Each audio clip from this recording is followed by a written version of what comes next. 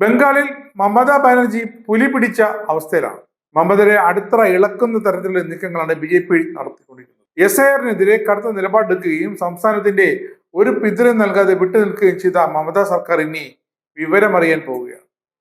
ബംഗാളിലെ ഇത്ര കാലത്തെ മമതാ ഭരണത്തിന്റെ അവസാന നാളുകളിൽ വോട്ടർമാരും പുതിയൊരു മാറ്റത്തിന് തയ്യാറെടുക്കുന്നു എന്നാണ് ഇപ്പോൾ ലഭിക്കുന്ന സൂചനകൾ.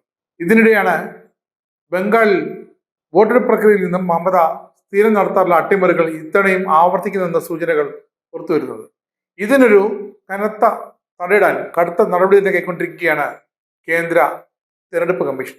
മമതയുടെ പ്രതീക്ഷകളെല്ലാം തിരിച്ചുകൊണ്ട് ഒന്ന് മാറി ചിന്തിക്കാൻ പോലും സമയം നൽകാതെ നിയമസഭാ തെരഞ്ഞെടുപ്പ് പ്രഖ്യാപിച്ചതിന് തൊട്ട് പിന്നാലെ ഭരണയന്ത്രത്തിൽ വൻ അഴിച്ചുപണിയാണ് കേന്ദ്ര തെരഞ്ഞെടുപ്പ് കമ്മീഷൻ നടപ്പാക്കി കഴിഞ്ഞത്.